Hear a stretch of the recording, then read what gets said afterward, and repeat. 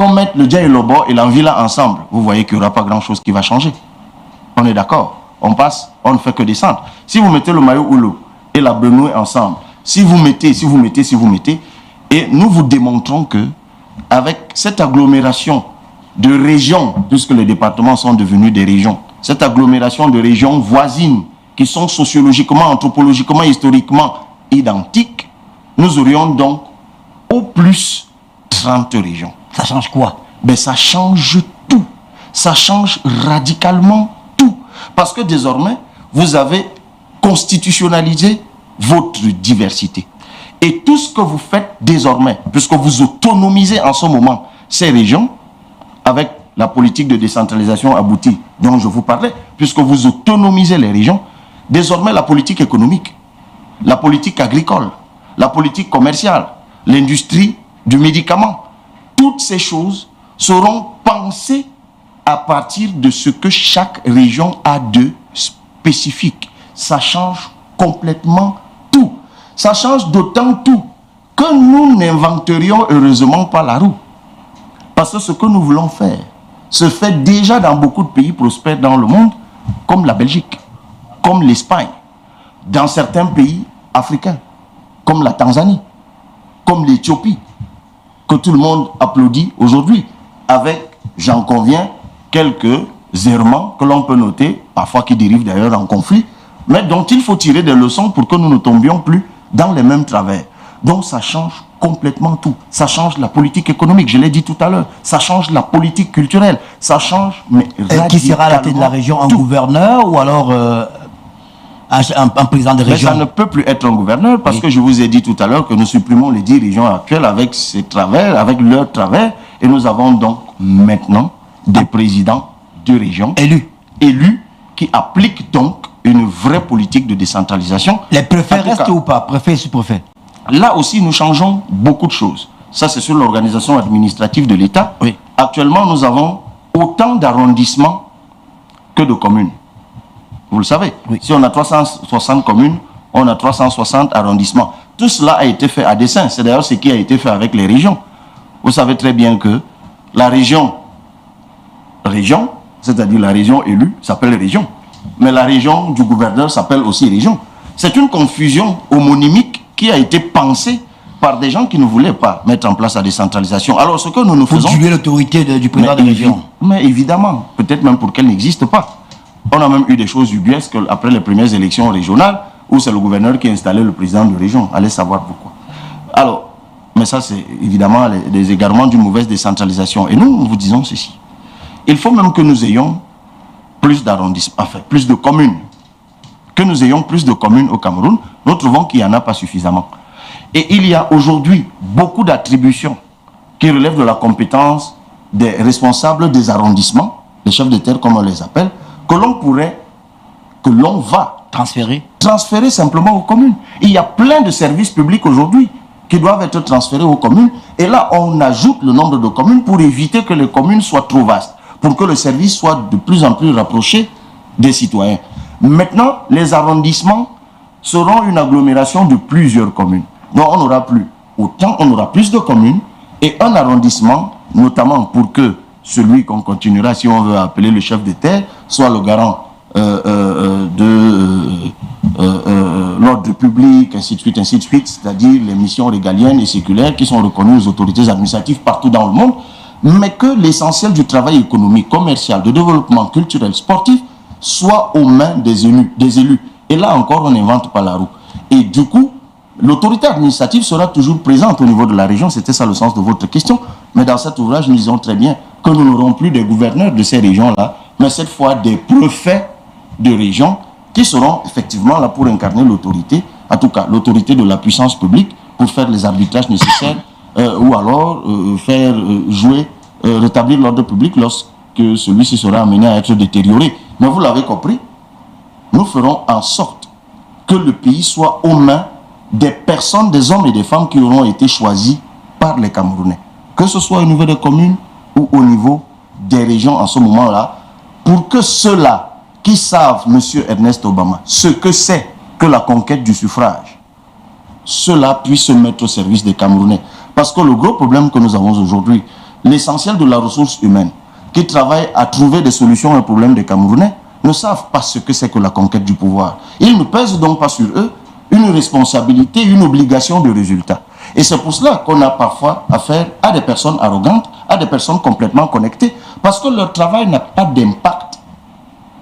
En tout cas, l'impact de leur travail sur les populations n'a pas un retour politique sur eux. Et c'est ce qu'on appelle aujourd'hui la bureaucratie.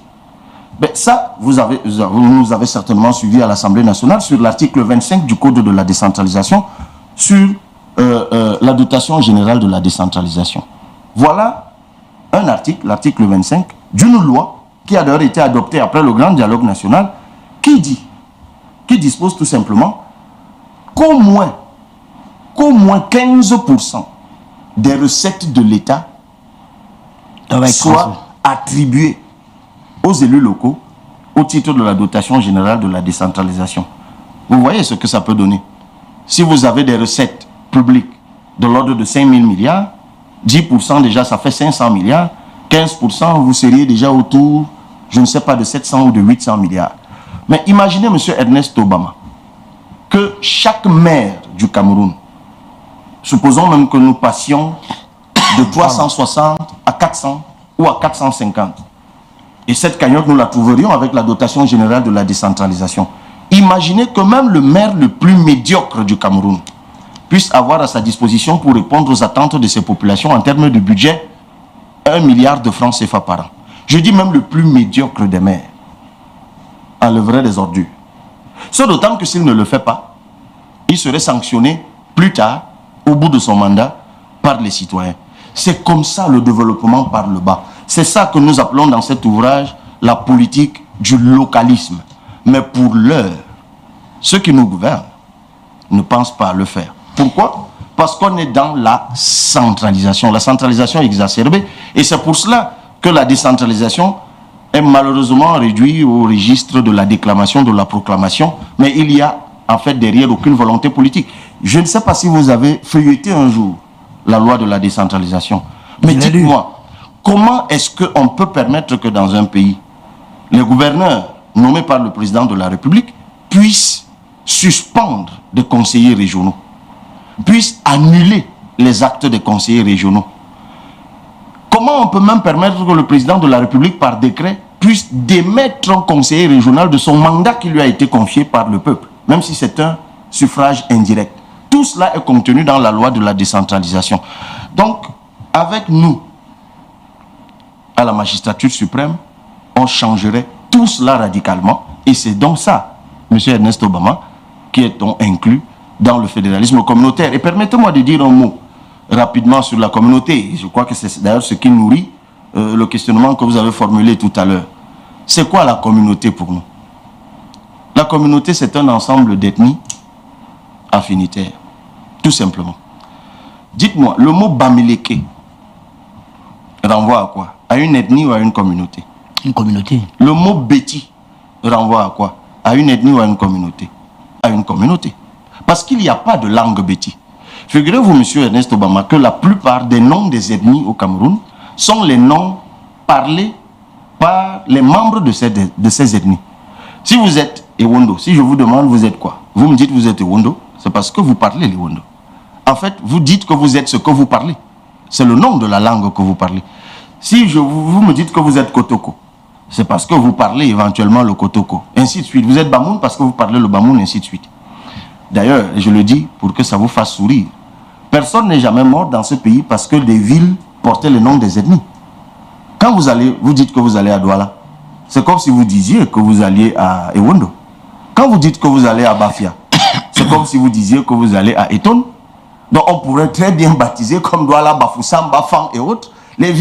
Toutes les villes du Cameroun par les noms des ethnies qui s'y trouvent.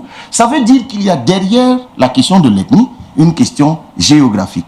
Mais il y a des ethnies qui sont affinitaires par l'histoire, par l'anthropologie, par la sociologie, alors que les langues diffèrent. C'est le cas donc des Bamileke, c'est le cas des Béti, c'est le cas des Kozimé, ainsi de suite, ainsi de suite. Et c'est pour cela que nous disons dans notre ouvrage que tout cela a même déjà été préalablement défini par le découpage et des communes qui sont généralement découpées sur la base ethnique ou le regroupement des ethnies affinitaires, ou sur la base, au niveau des départements, tout simplement, soit des territoires mono-ethniques ou des territoires pluriethniques, mais affinitaires. Donc, une fois de plus, M. Ernest Obama, nous refusons manifestement d'accepter, je le dirais simplement comme ça, ce que Dieu nous a donné comme richesse, c'est-à-dire notre diversité. Et c'est pour cela que moi, je m'avance à dire que ce n'est pas la fête de l'unité qu'il faut célébrer au Cameroun, c'est la fête de la diversité. Parce qu'on a tendance aujourd'hui à vouloir absolument gommer notre diversité. Et tant que nous refuserons d'assumer notre diversité, d'en chasser notre État dans la diversité, de bâtir notre politique économique sur la diversité, nous passerons à côté de la plaque et nous irons de panne de roulement en panne de roulement. On va revenir sur votre livre tout à l'heure, on va évoquer votre